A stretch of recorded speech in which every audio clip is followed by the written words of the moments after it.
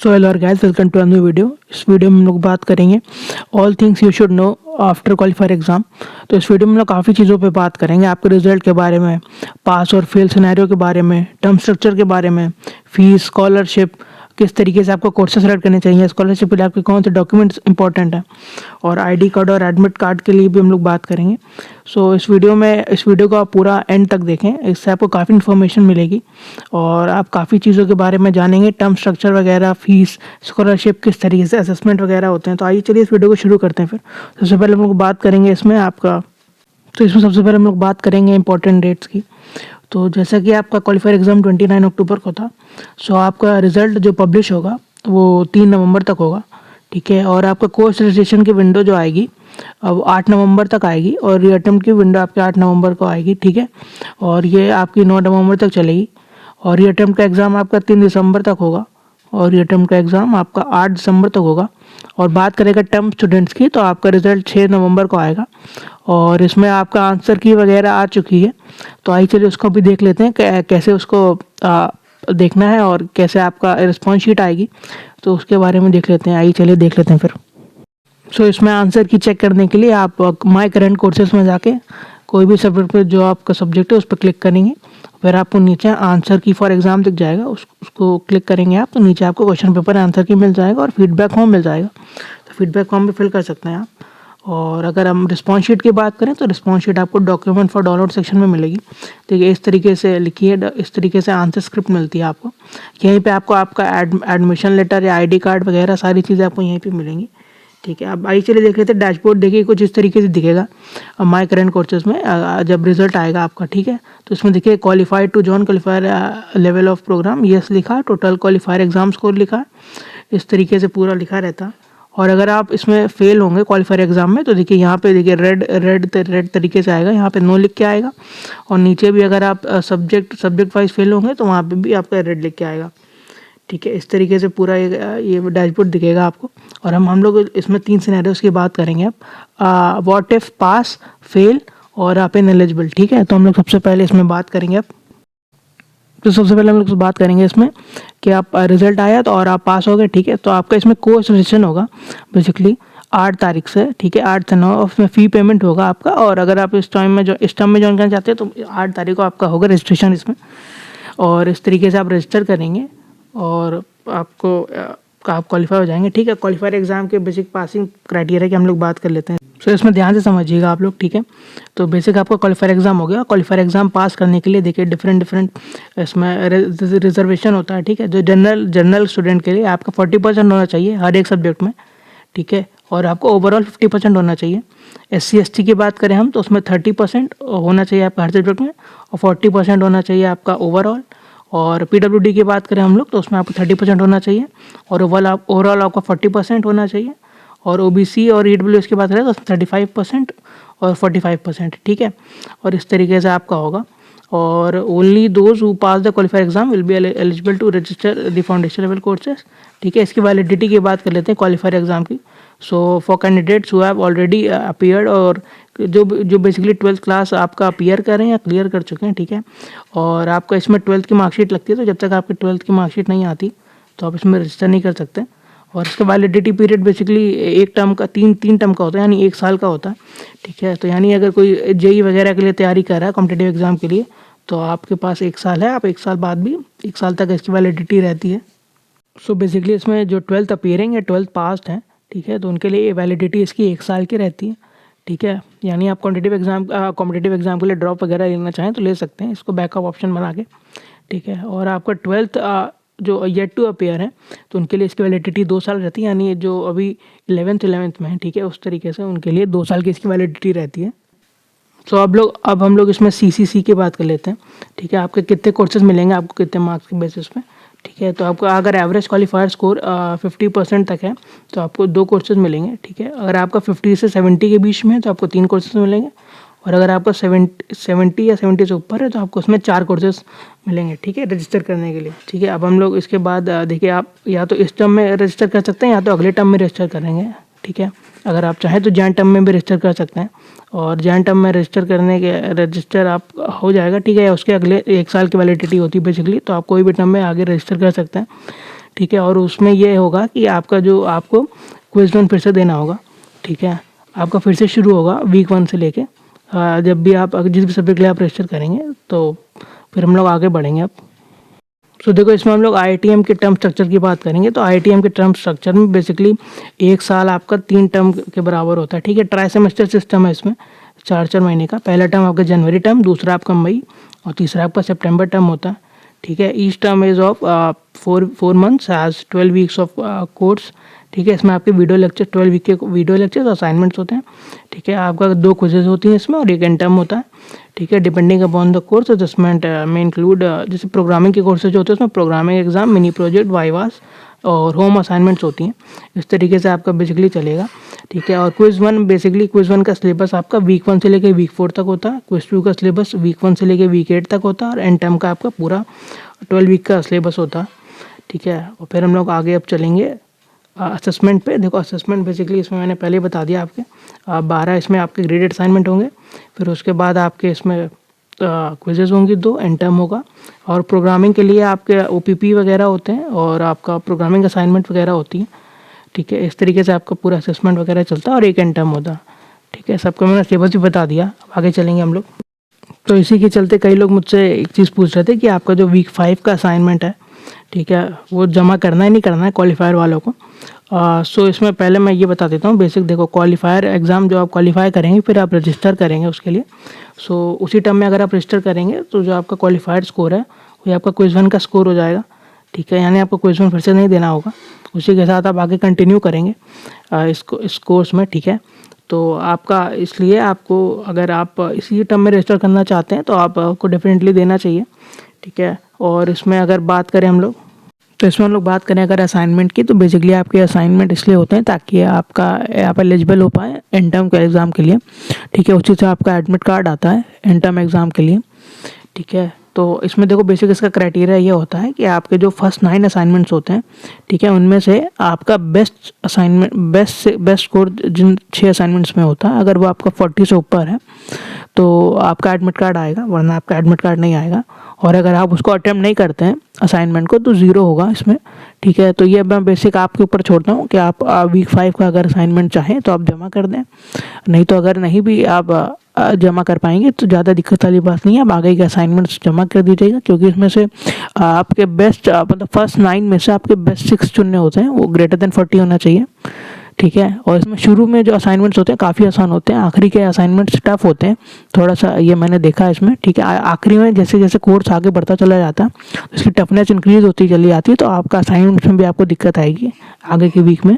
तो इसलिए आप शुरू के वीक में अगर आप जमा करते हैं तो आपके लिए काफ़ी अच्छा रहेगा, काफ़ी बेनिफिशियल रहेगा, ठीक है। अब हम लोग आगे अगले टॉपिक पे चलेंगे। हम लोग अब आगे चलेंगे, आगे बात करेंगे अब कोर्स रजिस्ट्रेशन या सीसीसी की। देखिए सीसीसी का मतलब होता है इसमें क्रेडिट क्लियरिंग कैपेबिलिटी।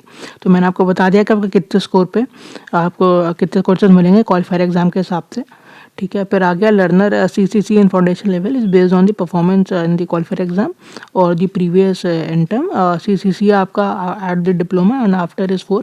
देखो मैक्सिमम इसमें सीसीसी आपका 4 हो सकता है, यानी एक साथ आप 4 ही कोर्सेज ले सकते हैं मैक्सिमम इसमें, ठीक है। और बाकी आपका प्रीवियस ईयर टर्म के स्कोर पे आपका बेसिस करेगा कि आपका क्या सीसीसी बनता है, ठीक है। अब हम लोग आगे चल के फीस की इसकी बात करेंगे और आपका स्कॉलरशिप वगैरह की बात करेंगे। आइए चलिए फिर चलते हैं। तो आइए चलिए इसमें हम लोग फ़ीस की बात कर लेते हैं। सो बेसिक आपका इसमें फ़ीस देखो, अगर आप फाउंडेशन लेवल कोर्स करते हो तो आपका 32,000 है। इसमें टोटल 8 कोर्सेज हैं, तो यानी एक कोर्स के लिए आपका 4,000 रुपये पड़ता है, ठीक है। और डिप्लोमा में आपका 10,000 रुपये पड़ता है, प्रोजेक्ट के लिए आपका 2,500 रुपये पड़ता है। और डिप्लोमा में भी इस तरीके से कोर्सेज है। अगर फाउंडेशन प्लस एक डिप्लोमा करते हैं आप, ये सब जनरल स्टूडेंट की बात हो रही है इसमें, तो आपका 94,500 होता है, ठीक है। फाउंडेशन प्लस 2 डिप्लोमा करते हैं तो ये आपका 1,57,000 होता है। और बीएससी डिग्री उस तरीके से बीएस डिग्री का लिखा हुआ है। लेकिन आप बेसिक ये ध्यान रखें क्वालिफायर एग्जाम के बाद अगर आप कोर्स रजिस्टर करते हैं तो अगर जनरल स्टूडेंट की बात करें हम लोग, तो जनरल स्टूडेंट में बेसिक आपका 4,000 रुपये एक कोर्स होता है। तो अगर मान लीजिए आप 4 कोर्स एक साथ लेते हैं तो आपका 16,000 आपको एक साथ पे करना होगा, ठीक है। इस तरीके से आपका होगा। अब हम लोग आगे चल के स्कॉलरशिप की बात कर लेते हैं। तो बेसिक इसमें फ़ी वेवर आपकी कैटेगरी और फैमिली इनकम में डिपेंड करता है, ठीक है। अगर पहले हम लोग बात कर लेते हैं family income greater than 5 LPA, तो जनरल में आपकी फुल फी लगती है, ओबीसी में भी आपकी फुल फी लगती है, कोई भी डॉक्यूमेंट की रिक्वायरमेंट नहीं है, ठीक है। और इसमें आपको SC/ST में आपको कैटेगरी सर्टिफिकेट लगेगा और आपको 50% वेवर मिलेगा। PWD में भी आपको 50% वेवर मिलेगा और SC/ST प्लस PWD है तो आपको 75% फ़ी वेवर मिलता है। अब हम लोग अब हम लोग बात करते हैं 1 लाख से 5 लाख के बीच में। तो जनरल में आपको इसमें 50% वेवर मिलता है। डॉक्यूमेंट आपके EWS और फैमिली इनकम रिक्वायर्ड है। OBC में भी आपको 50% वेवर मिलता है। इसमें OBC NCL का सर्टिफिकेट होना चाहिए, फैमिली इनकम का होना चाहिए। SC/ST में आपका 50% वेवर मिलता है आपको। इसमें आपको SC/ST सर्टिफिकेट होना चाहिए आपके पास। PWD में भी आपका 50% वेवर मिलता है। इसमें PWD सर्टिफिकेट लगता है। और SC/ST प्लस PWD में आपका 75% वेवर मिलता है आपको। इसमें आपको SC/ST plus PWD certificate required है, ठीक है। और अब 1 लाख से कम की बात कर लेते हैं हम लोग। तो जनरल में 1 लाख से कम में 75% आपको वेवर मिलता है। EWS plus family income certificate होना चाहिए आपके पास। फिर आपको OBC में भी 75% आपको वेवर मिलेगा। OBC प्लस NCL होना चाहिए। OBC NCL plus family income certificate होना चाहिए आपके पास। फिर आपको SC/ST की बात करें तो SC/ST में आपको 75% वेवर मिलता है। SC/ST प्लस फैमिली इनकम होना चाहिए आपके पास सर्टिफिकेट, ठीक है। और PWD की बात करें हम तो इसमें भी आपको 75% मिलता है। PWD plus EWS plus family income होना चाहिए आपके पास सर्टिफिकेट दिखाने के लिए। और SC/ST प्लस PWD की बात करें तो इसमें भी आपका 75% वेवर मिलता है, ठीक है। आगे हम लोग चल के देख लेते हैं। The term family income for the purpose of availing fee waiver includes the income of the candidate, the income of her parents and spouse, also the income of her sibling and children below the age of 18 years. Family income certificate is not required while applying for the degree program, but will be required to avail fee waiver when joining the program. ठीक है। तो इस तरीके से आपको इसमें पूरी आपकी फैमिली आएगी इसमें, ठीक है। आपके पेरेंट्स, आप, ठीक है, आपके भाई बहन, ठीक है। इस तरीके से सबका फैमिली इनकम सर्टिफिकेट बनेगा बेसिक, या बनवा सकते हैं तहसीलदार ऑफिस से, ठीक है। ये हो गया आपका। और आपका कैटेगरी सर्टिफिकेट हो गया, ठीक है। Note if a learner does not pass a course in the term they registered for it, they will send to repeat the entire course in a later term with a repayment of full course fee. If a learner completed all course requirement but didn't attend the end-term exam alone, then they choose to repeat the end-term exam in the next term with an payment of 1000 रुपये for foundation, 2000 रुपये for diploma और degree. तो इसमें basic ये कह रहे हैं अगर आप कोर्स में पास नहीं होते हैं तो आपको फुल फी पे करनी पड़ेगी। और अगर आप इसमें एंड टर्म अटेंड नहीं करते हैं, ठीक है, तो आपको 1000 रुपये देना होगा सिर्फ फाउंडेशन लेवल के लिए और 2000 रुपये आपको देना होगा डिग्री लेवल कोर्स के लिए। सो ये एक इम्पॉर्टेंट चीज़ है, इसको आप समझ लें, ठीक है, इस तरीके से। फिर हम लोग आगे चल के अब बात करेंगे फाउंडेशन लेवल कोर्सेज में। So basic foundation level courses में आपका maths, stats, programming, Python, English, ठीक है, ये सारे कोर्सेज होते हैं सीटी, ठीक है। और इसमें आपका 8 कोर्सेज होते हैं बेसिकली। आप 1 से लेकर 3 साल के बीच में कर सकते हैं। 10 आवर्स पर कोर्स पर वीक आपको देना होगा, ठीक है, इसमें। और ऑप्शन ऑन सक्सेस, इसमें आपको सर्टिफिकेट मिलेगा, फाउंडेशनल सर्टिफिकेट, और आप इसमें डिप्लोमा लेवल ज्वाइन कर सकते हैं। इसको आपको क्वालिफाई, मतलब इसको आपको पास करने होंगे सारे कोर्सेज, फिर ही आप डिप्लोमा लेवल कोर्सेज ज्वाइन कर सकते हैं। सो ये आपके इसमें कुछ कोर्सेज हैं। तो देखिए फाउंडेशन लेवल में बेसिकली ये आपके 8 कोर्सेज हैं। मैथ्स 1, स्टैट्स 1, सीटी, English 1, maths 2, stats 2, programming, Python और इंग्लिश 2। सो पहले टर्म 1 के कोर्सेज आपके मैथ्स 1, स्टैट्स 1, सीटी और इंग्लिश 1 है। उसके बाद ही आप ये सारे अगले 4 कोर्सेज कर सकते हैं। उससे पहले आप ये 4 कोर्सेज नहीं कर सकते, ठीक है। इसमें इस तरीके से चीज़ें चलती हैं, ठीक है। और ये आपके सारे कोर्सेज है। इसमें मैं आपको टर्म 1 के पहले बता देता हूँ। टर्म 1 बेसिक हम लोगों का, इसमें मैथ्स 1 आता है बेसिक। इस तरीके से आप देख सकते हैं, इस तरीके से कोर्स इंस्ट्रक्शन और इसमें बेसिक चीज़ें आपको क्या क्या सिखाई गई हैं। या आप इंटरनेट से मैंने ढूंढ के निकाला इनकी वेबसाइट से, उसकी वेबसाइट पे जाके आप देख सकते हैं। और इनका इस तरीके से सिलेबस है 12 वीक्स का। बेसिक इसमें वीक 1 में आपका सेट थ्योरी वगैरह आपको पढ़ाया गया था, वीक 1 से वीक 4 था। फिर उसके बाद आगे आपका फंक्शंस, लॉग फंक्शंस, ठीक है, इस तरीके से आगे कैलकुलस आपकी चलती है। और फिर उसके बाद आपका वीक 10 और 11 आपका ग्राफ थ्योरी है, ठीक है। तो ये मैथ्स 1 का है आपका, ये पूरा सिलेबस आप देख सकते हैं। और फिर हम लोग टीचर्स की बात करें तो हाईली क्वालिफाइड टीचर्स हैं, ठीक है। इसमें आपके 2 प्रोफेसर्स हैं, हाईली क्वालिफाइड प्रोफेसर्स हैं आपके, और बहुत बढ़िया पढ़ाएंगे आपको, ठीक है। और हम लोग फिर स्टैट्स 1 की बात कर लेते हैं। तो ये उषा मोहन मैम है, ठीक है। ये भी आप देख सकते हैं। इस तरीके से मैं इसका सिलेबस भी लगा दूंगा इसमें। तो इसका सिलेबस देखिए इस तरीके से है। और इसमें बेसिक आप 4 वीक्स तक पढ़ चुके हैं। फिर उसके बाद आपका परम्यूटेशन कॉम्बिनेशन आता है, ठीक है, वो आपको सिखाया जाएगा इसमें। और फिर आगे आपका random variables, expectation and variance वगैरह, binomial ratio, binomial Poisson, random variance, इस तरीके से आपकी सारी चीज़ें हैं इसमें, बर्नौली ट्रायल वगैरह। और ये भी हाईली क्वालिफाइड है टीचर हैं, ठीक है, बहुत एक्सपीरियंस है इनको भी, बढ़िया, ये भी बढ़िया पढ़ाती हैं। और बाकी आपके कोई भी डाउट हो तो आप व्हाट्सएप ग्रुप वगैरह में देख सकते हैं। सीटी का इस तरीके से है, ठीक है, या पूरा इस तरीके से आप देख सकते हैं यहाँ पे क्या क्या आप पढ़ेंगे यहाँ पे, इसके क्रेडिट्स वगैरह। और इसका सिलेबस भी मैं लगा दूंगा, देखिए इस तरीके से इसमें पहले वीक 4 तक आप पढ़ चुके हैं, फिर आपका list, insertion, sort, table, graph, matrix वगैरह है, ठीक है। फिर आगे वीक 12 तक देखते हैं हम लोग। इस तरीके से आपका है पूरा सिलेबस, ठीक है। और सीटी आपका बेस बनाएगा पाइथन के लिए, तो आप सीटी को अच्छे से पढ़ें, ठीक है। और इस तरीके से आपके प्रोफेसर्स हैं ये, ठीक है, डायरेक्टर हैं CMI के, और ये professor of practice department of humanities and social science, ये 2 प्रोफेसर्स हैं आपके इसमें। फिर हम लोग इंग्लिश वन की बात करेंगे।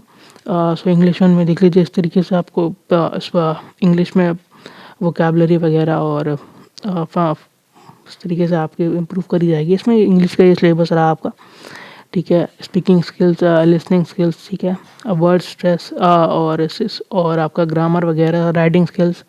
और ये आपके प्रोफेसर्स हैं, ठीक है, राजेश कुमार सर होगा और ये आपका दूसरा प्रोफेसर होगा, ठीक है। इस तरीके से आपका रहता है। अब हम लोग बात करेंगे इसमें कोर्स सिलेक्शन की।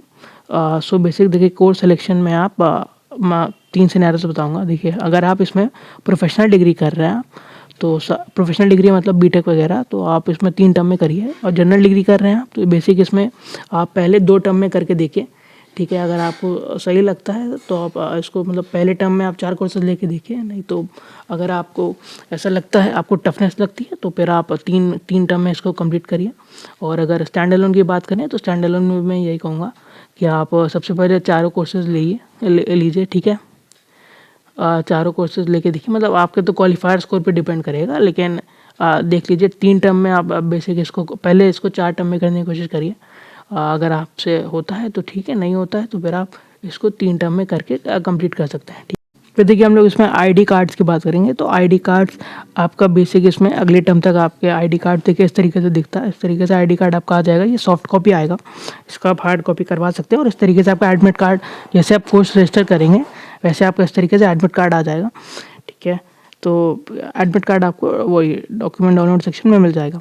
हम लोग आगे चल के अब अगले सिनेरियो की बात करेंगे, जो कि होगा आपका फेल वाला, ठीक है। फेल में बेसिक आपका 2 तरीके का होगा। एक होगा आपका फेल जो होगा वो एलिजिबल, मतलब फेल होगा वो आपका स्पेसिफिक सब्जेक्ट में किसी में होगा।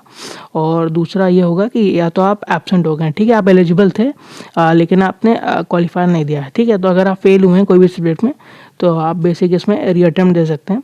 और रीअटेम्प्ट वही लोग दे सकते हैं जो एलिजिबल हुए हैं, ठीक है। रीअटेम्प्ट के बारे में मैं वीडियो में बता दूंगा। सो बेसिक रीअटेम्प्ट में देखो, आप जिस भी सब्जेक्ट में आप फेल हुए हैं, ठीक है, उसमें आप फिर से उस सब्जेक्ट को रीअटेम्प्ट के लिए अप्लाई करें और अगले टर्म आप उसको पास करें, ठीक है। रीअटेम्प्ट का एग्ज़ाम आपका 3 दिसंबर को होगा, आप उसको पास करें और आप उसको अगले टर्म में ज्वाइन कर सकते हैं, ठीक है। यह आपका फिर से शुरू होगा वीक 1 से अगले टर्म में, यानी जैन टर्म में, ठीक है। इस तरीके से आपका रीअटेम्प्ट का रहता है। इसके ऊपर मैं वीडियो भी बना दूंगा, ठीक है। रीअटेम्प्ट बेसिक आपका जो एब्सेंट हैं या जो फेल हो गए उनके लिए होता है, ठीक है। हम लोग उनकी बात करेंगे जो इनएलिजिबल हो गए, यानी जिन्होंने असाइनमेंट जमा करे और जिनका एडमिट कार्ड ही नहीं आया क्वालिफायर एग्जाम के लिए। सो आप सभी लोग अगले टर्म में अप्लाई कर सकते हैं, ठीक है। फिर से आपको फुल पेमेंट करना होगा और अगले टर्म में आप अप्लाई करके IITM कोर्स ज्वाइन कर सकते हैं और खुद को IITM कहला सकते हैं, ठीक है। तो ये थी मेरी वीडियो, ठीक है। और अगर वीडियो आपको अच्छी लगे तो वीडियो को लाइक, शेयर, सब्सक्राइब करें, ठीक है। चैनल को सब्सक्राइब करें, ठीक है। Till then okay, bye.